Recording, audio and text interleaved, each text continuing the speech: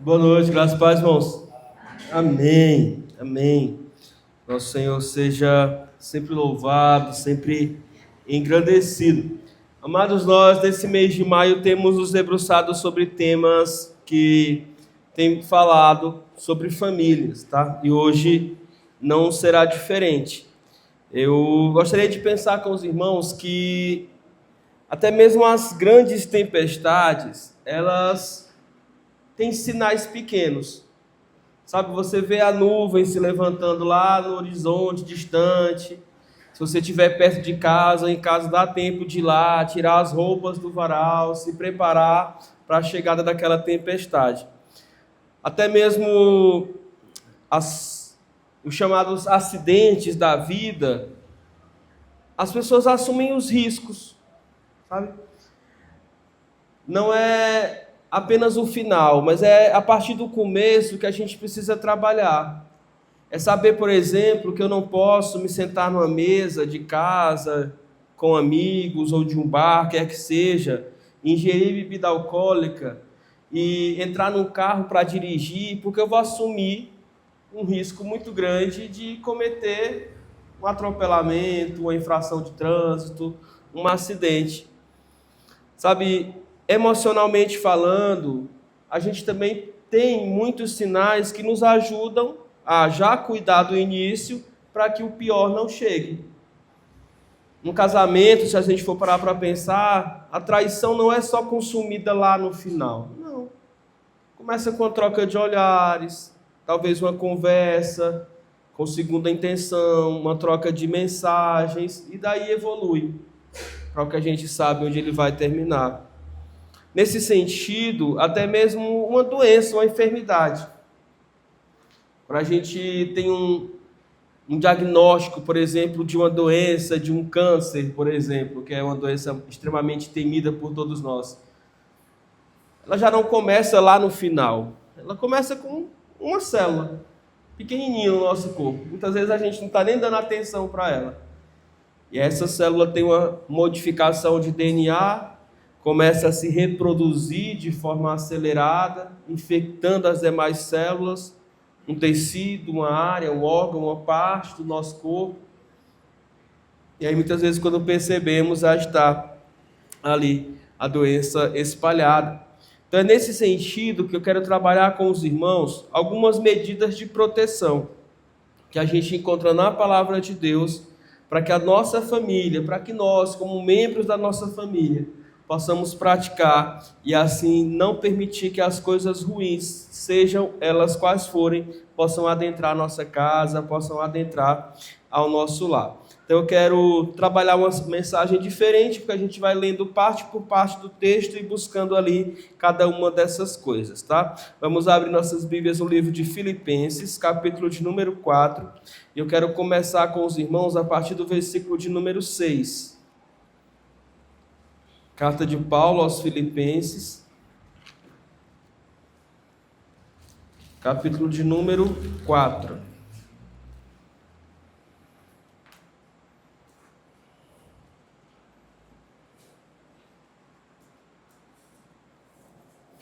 Versículo de número 6 é o primeiro.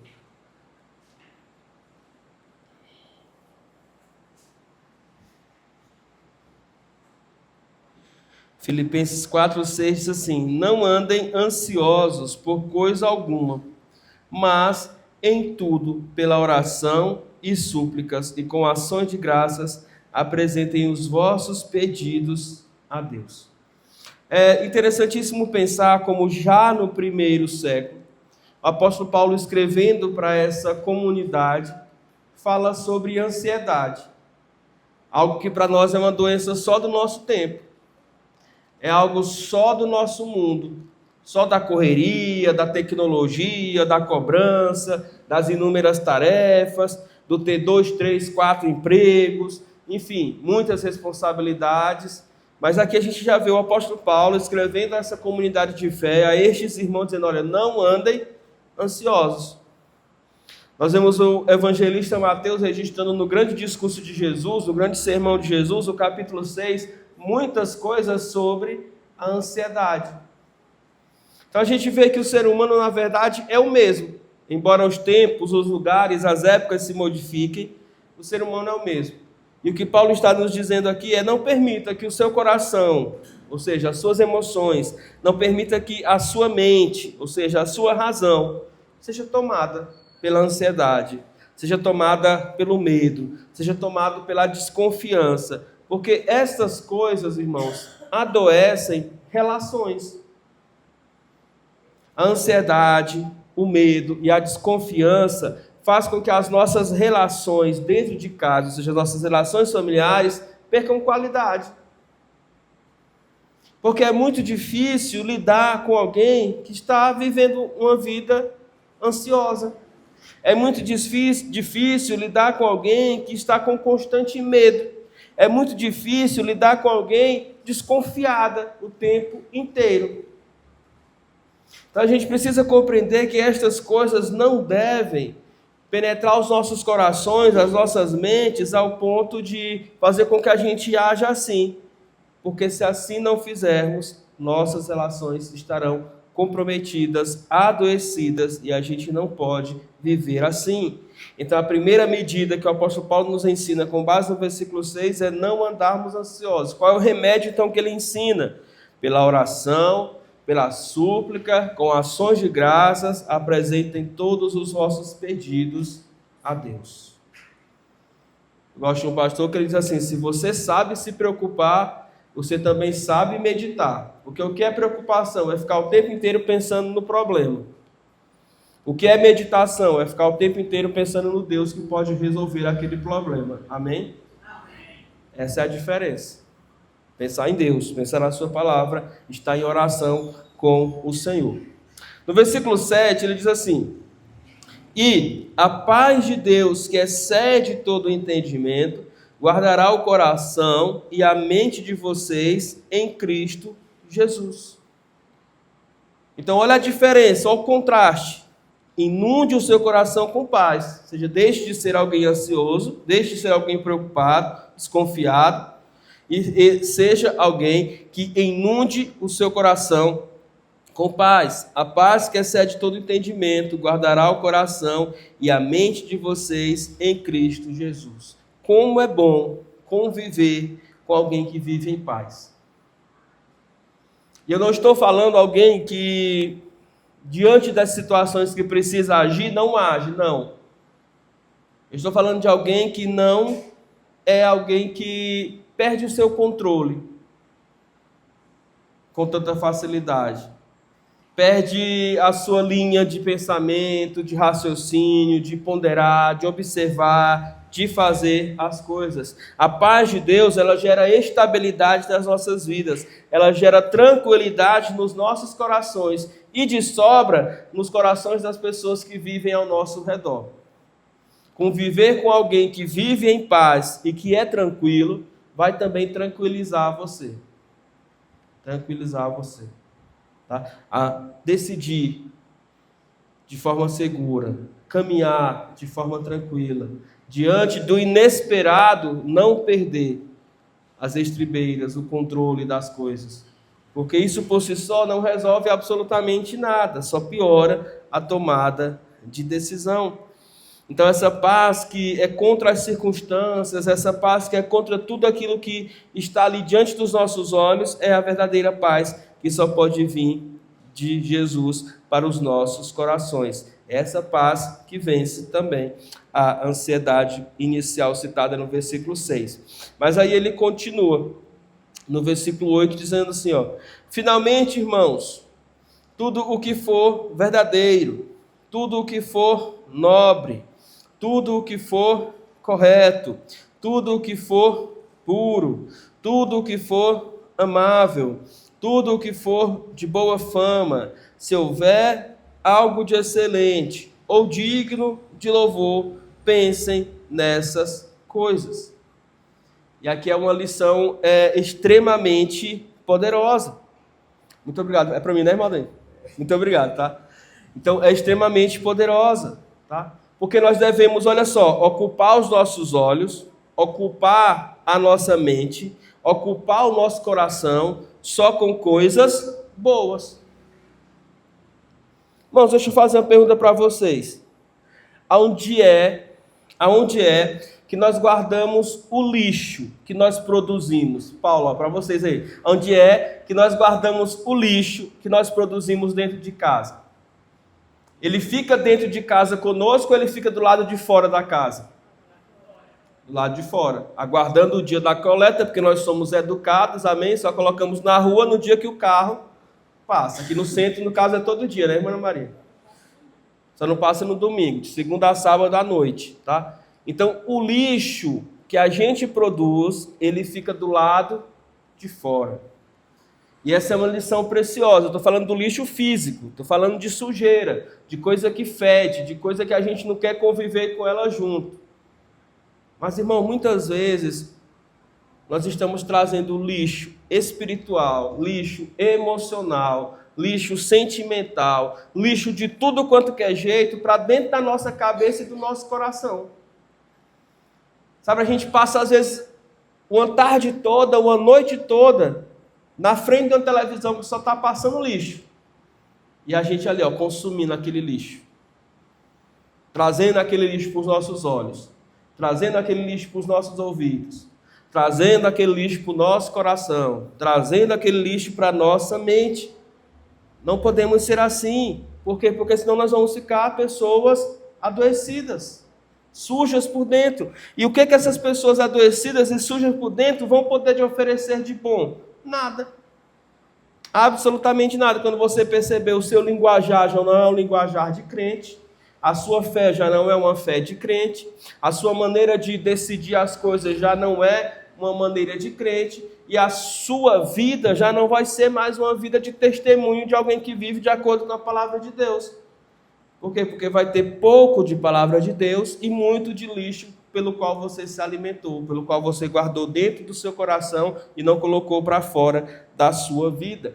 Então, busque coisas boas para ver, para ler, para sentir, para fazer. E é isso que vai fazer com que a gente possa exalar um bom perfume, o bom perfume de Cristo na nossa vida e na vida de toda a nossa família. A gente tem que ter esse versículo aqui como se fosse um filtro. Ou seja, algo onde a gente vai passar várias coisas da nossa vida para ver se encaixa. Isso aqui que eu quero fazer, isso aqui que eu quero ouvir, isso aqui que eu quero assistir, isso aqui que eu preciso decidir, é puro, é amável, tem boa fama, é excelente, é correto, é verdadeiro.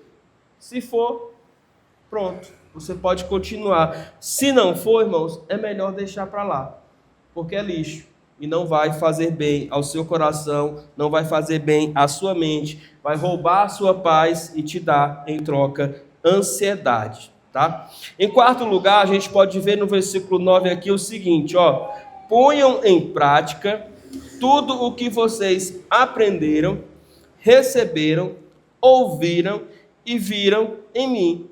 E mais uma vez, o Deus da paz estará com você. Irmãos, a vida cristã sem prática é vazia. Ela é vaga, ela falta, tá? A teologia, a doxologia, a adoração, ela precisa ser acompanhada de uma vida prática. Porque, conforme diz o caboclo, na hora do pega para capar, são as nossas atitudes que revelam a fé que está no nosso coração. Porque, afinal de contas, qual é a cor da fé? Qual é o tamanho da fé? Que cheiro tem? Aí eu me lembro do pagodeiro antigo que se referia a isso em relação ao caviar. Nunca vi, nem comi, só ouço falar. Tá? A nossa fé, irmãos, é invisível. Certeza das coisas que não se veem. Mas é por meio da prática, ou seja, de uma vida que pratica e que vive de acordo com aquilo que crê, que ela é observada, que ela é amadurecida, que ela é transformada. Então a nossa fé, ela vai ser algo importante a partir do momento que a gente a coloca em prática. Pratique princípios que você acredita serem ensinados por Deus. É isso que vai nos firmar na rocha. Ainda que venham ventos contrários, nós precisamos crer e praticar as verdades divinas, porque são elas que nos dão segurança e não nos deixam cair. Precisamos estar atentos a isso. Paulo diz, olha, ponham em prática tudo o que vocês aprenderam, tudo o que vocês receberam, tudo o que vocês ouviram e viram em mim. Ele está dizendo, do mesmo jeito que eu vivi a minha fé de forma prática entre vocês, eu rogo para que vocês também possam viver entre vós esta fé. E aí ele continua, versículo 12. Agora, dizendo assim, sei o que é passar necessidade e sei o que é ter fartura. Aprendi o segredo de viver contente em toda e qualquer situação, seja bem alimentado, seja com fome, tendo muito ou passando necessidade. Sabe? Paulo nos ensina aqui sobre viver contente em todas as circunstâncias. Todas as circunstâncias. Uma das piores coisas que o povo do deserto fazia no Antigo Testamento, enquanto peregrinava rumo à terra prometida, era murmurar, era reclamar de Deus. E é muito injusto a gente reclamar de Deus. Simplesmente porque Deus, Ele é tudo a quem nós devemos a nossa vida.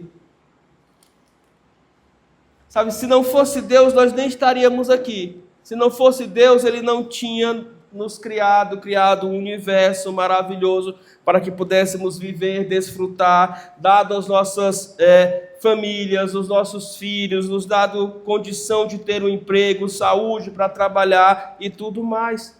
Então, viver uma vida amargurado, lamentando, não vai ajudar ninguém. E o povo tinha esse defeito. Paulo está dizendo, olha, eu sei passar por todas as fases da vida. Por quê? Porque passar por estas coisas, irmãos, é justamente o que vai fazer com que a nossa fé seja provada. Na escassez, nós mostramos que dependemos única e exclusivamente de Deus. Única e exclusivamente de Deus, porque não é isso que o próprio Jesus nos ensina, 40 dias de jejum no deserto, quando o diabo vem e se põe diante dele, diz, olha, transforma estas pedras em pães, o que ele diz? Nem só de pão viverá o homem, mas de toda a palavra que sai da boca de Deus. Ou seja, nem tudo na vida é sobre pão, é sobre pão. Mas também quando estivermos recebendo o pão, a gente precisa saber que Deus precisa ser honrado, precisa ser louvado e precisa ser engrandecido quando a gente estiver por cima. Por quê? Porque Ele é quem faz com que todas as coisas sejam dadas a cada um de nós. Então, Paulo nos ensina sobre contentamento, nesse versículo 12. No versículo 13, ele nos ensina que toda a força que temos vem do Senhor. Afinal de contas, ele vai dizer, tudo posso naquele que me fortalece. Confie na força que vem do alto. O poder de Deus existe. Mas o poder de Deus, irmãos, é demonstrado sobre nós em que momentos? Nos nossos momentos de fraqueza. Nos nossos momentos de fracasso. Nos nossos momentos de fragilidade.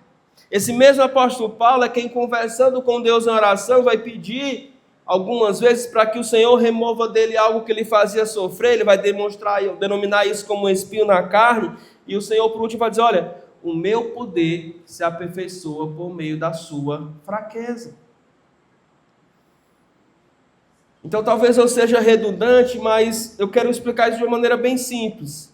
É na nossa fraqueza que o Senhor se faz forte. Que o Senhor se faz forte. É talvez por meio da nossa fraqueza que a gente conquiste as nossas maiores vitórias.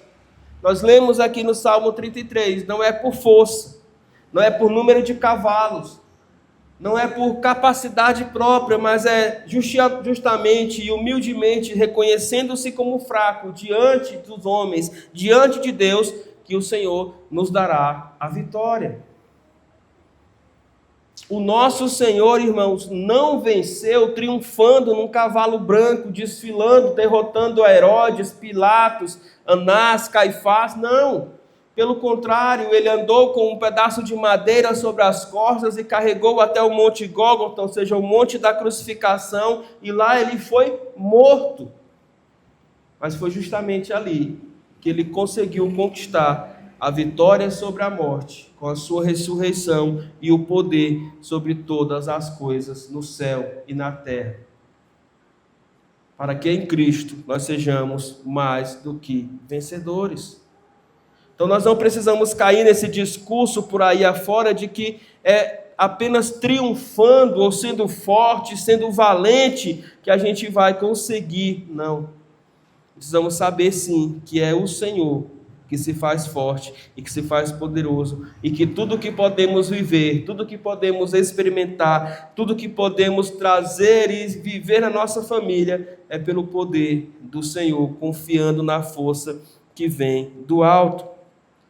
O apóstolo Paulo continua falando agora no versículo de número 19, ele diz assim: o meu Deus suprirá todas as necessidades de vocês, de acordo com as suas gloriosas riquezas em Cristo Jesus.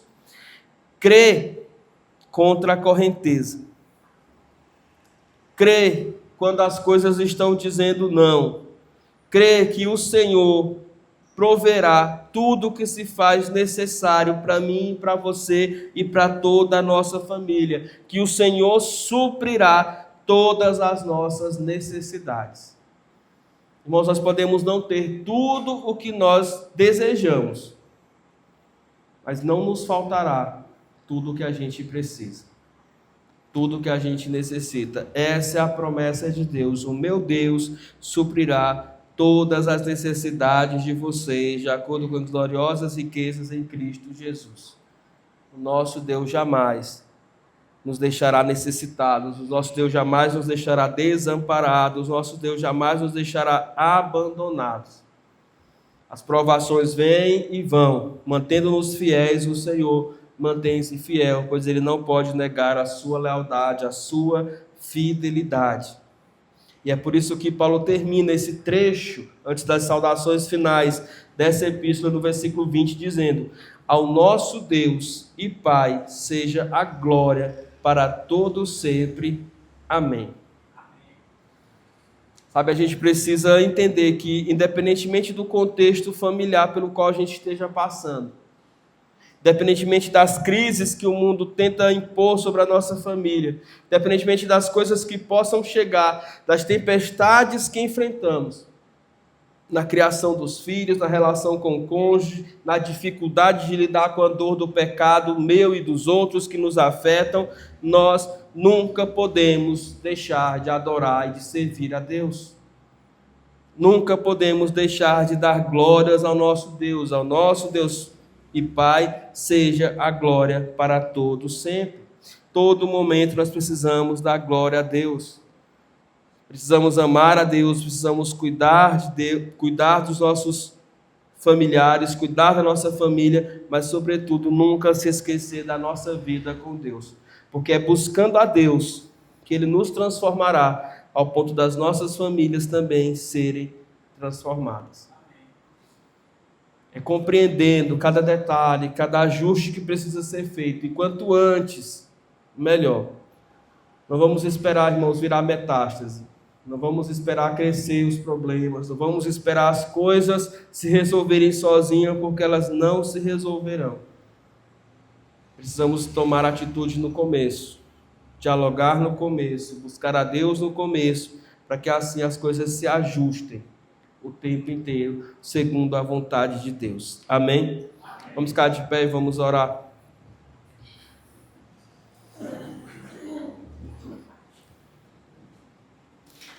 Oremos. Senhor nosso Deus e Pai, nós agradecemos ao Senhor por cuidar de nós e por usar a Tua palavra para nos orientar, Pai. Muito obrigado, Deus, pela maneira como o Senhor fala aos nossos corações.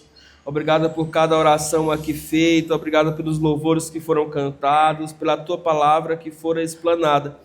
mas sobretudo, ó Deus, porque o Senhor nos chamou para esse encontro contigo hoje. E a nossa oração, ó Deus, é que o Senhor continue tendo essa alegria de nos encontrarmos, mesmo, ó Deus, quando não somos plenamente fiéis, ouvintes atentos, ou, ó Deus, pessoas que estão praticando completamente e perfeitamente a Tua vontade. Ainda muito que precisamos mudar, moldar, ó Deus, e sermos transformados para a glória do Senhor. E por isso pedimos, continue trabalhando em nós, continue aperfeiçoando em nós, ó Deus, a boa obra que o Senhor um dia começou, para que sejamos como Tu és, para que sejamos como Cristo és, para que, ó Deus, possamos desfrutar das promessas e das bênçãos que o Senhor tem para nós e para as nossas famílias. Abençoe, ó Deus, as nossas vidas, as nossas casas, ó Deus, os nossos familiares. Nós os entregamos nas Tuas mãos, Jesus, confiando na Tua força, confiando no Teu poder, confiando no Teu agir. E que o Senhor haja segundo a Tua vontade, ó Pai. Não a nós, e somente ao Senhor. Toda honra, toda glória e todo louvor. Que o Senhor nos leve em paz e segurança às nossas casas, é a nossa oração e a nossa gratidão no nome de Jesus. Amém e amém. Vamos nos assentar, vamos orar silenciosamente, assim também nos despedirmos uns dos outros em paz e segurança.